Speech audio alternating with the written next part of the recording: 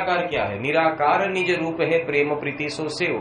प्रीति और प्रेम, तो प्रेम और प्रीति से सेवन कर, प्रेम हो जाना, प्रीति लगाव, प्रेम में अत्यंत जो लगाव हो जाता है, जिसमें सहज निर्मलता होती है और तटस्थता होती है और तीव्रता होती है, जहां से एक पल के लिए भी तुम्हारी सुरता छूटे नहीं। उठत बैठत जागत सोवत ऐसी तारी लगन लागी। तो ये ऐसी प्रेम और प्रीति से सेव, सेव मतलब सेवन कर, करता ही रहे, करता ही रहे, करता ही रहे, करता रहे। क्योंकि भैया ज्ञान का समुद्र है, पीना कितना है और जाना कितना दूर है। तो निराकार निज रूप है प्रेम प्रीति से सेव, तो एक ऐसा एलिमेंट है जिसे मैंने आपको पहले भी समझा था। रेडिएशन कैसा होता है आपको दिखाई नहीं देता, इस तरह का जो एक एलिमेंट है जो पूरे ब्रह्मांड को पोषण दे रहा है। पूरे ब्रह्मांड को पोषण देने के साथ साथ वो खुद का भी पोषण कर रहा है, वो हर एक तत्वों का पोषण कर रहा है, हर एक तत्वों का संचार कर रहा है। वो तत्व जो है वो कुछ और है। जैसे मैं बताऊं कि आपके स्किन के ऊपर यहां अगर घाव लग जाता है, दूसरे दिन वहां घाव पे रूज आनी शुरू हो जाती है, ये वहां कौन कंस्ट्रक्शन कर रहा है? आकार तो नहीं दिखाई देता, but someone is going to govern this portion and going to heal this portion। वो कौन? आपके बाल उगते हैं धीरे धीरे धीरे, कौन इसका प्रोडक्शन कर रहा है? आपकी हाइट बढ़ी, कौन इसका प्रोडक्शन कर रहा है? एक दिन में दाढ़ी बढ़ जाती है, कौन इसका प्रोडक्शन करता है? आपके खून है, हर रोज खून बनता है, कौन इसका प्रोडक्शन करता है? तुम्हारे शरीर के ऊपर ध्यान दो। तुम सोचो ये सब प्रोडक्शन होते हुए भी कुछ भी दिखाई नहीं देता है, तुम उसको महसूस नहीं कर सकते। जो तुम्हें प्रोड्यूस करता है, वो जो तुम्हारे अंदर जो प्रोडक्शन करता है उसको महसूस नहीं कर सकते। जैसे ध्यान और शब्द विद्या में मैंने ये भी सिखाया कि तुम वहां की चेतनाओं के ऊपर भी काबू प्राप्त कर सकते हो, वहां की चेतनाओं के ऊपर भी काबू प्राप्त कर सकते हो। यहां तक कि जो अंग आपके शिथिल है, इसमें कुछ ऑर्गन होते हैं सेल्फ,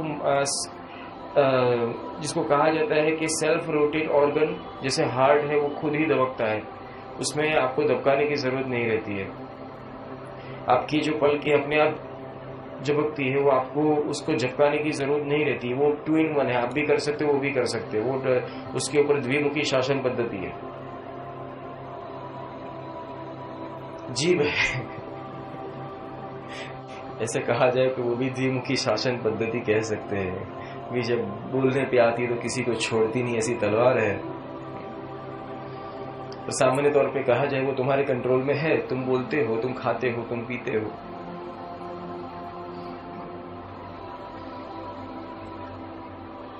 ये ऑर्गन है और दूसरे ऑर्गन वो है जिसके ऊपर तुम्हारा कंट्रोल नहीं है। पर साइंस में कुछ लोगों ने ऐसा भी प्रभुत्व प्राप्त किया कि उसके ऊपर कंट्रोल आ गया है। बहुत रेयर केस में होता है। मेरे कहने का ये मतलब है, जिस तरह से तुम खुद का शरीर होते हुए भी तुम उसके ऊपर कंट्रोल नहीं कर सकते हो, इस तरह से ये ब्रह्मांड भी तुम्हारा ही है, तुम उसके ऊपर कंट्रोल नहीं कर सकते। गुरु ये शब्द विद्या में ही सिखाया जाता है कि तुम इस ब्रह्मांड के ऊपर कंट्रोल कैसे करो। इसीलिए पहले तुम्हें कंट्रोल करना है खुद के ऊपर। जब खुद के ऊपर कंट्रोल करना सीखते हो, इसमें प्राइमरी होता है तुम्हें पहले तो मन को ही काबू में करना पड़ेगा। मतलब जो इस शरीर के अंदर जो राज करता है उसको पहले तख्तो ताज से हटा दो, क्योंकि मन हटेगा तो ही तुम काम कर सकोगे। तुम सोचो कि आज मेरे शरीर को पूरे दिन ऐसे कड़क रख के बैठना है, बस मैं देखो तो सही शरीर में क्या होता है। तुम कोई विद्या करना चाहते हो या तो तुम सोचते हो कि आज मैं सुषुम्ना नाड़ी के ऊपर ध्यान रखना चाहता हूं। सुषुम्ना नाड़ी वो है कि दिन के अंदर 24 घंटे में एक बार खुलती है। तो जिसे नहीं कहते योगियों पूरे दिन ध्यान में बैठते हो, ध्यान में बैठते हो, उसकी प्राइमरी एक्सरसाइज यही होती है कि मैं पूरे दिन में देखो तो सही सुषुम्ना कब जागृत होती है।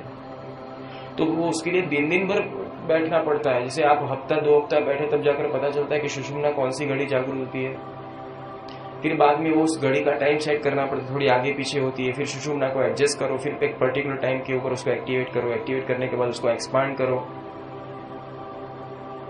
इस तरह से आपको आगे जाना पड़ता है। ये तो घर है साहब का, खाला का घर नहीं। अब ये तो हो गया, सुषुम्ना की तो पता चल गई, पर सुषुम्ना में जाकर अब आगे कहाँ जाओ? कोई एलिमेंट तो मिलना चाहिए। उस एलिमेंट के बारे में परमात्मा ने बहुत सुंदर, हर एक धर्म ग्रंथों में, हर एक वेदों में, शास्त्रों में, पुराण में बहुत पेट भर भर के गाया है। शब्द के बारे में बहुत गाया है, आपने पढ़ा नहीं है। आपको लगता है शब्द का पंथ नया है, नया नहीं है, तो बरसों से है।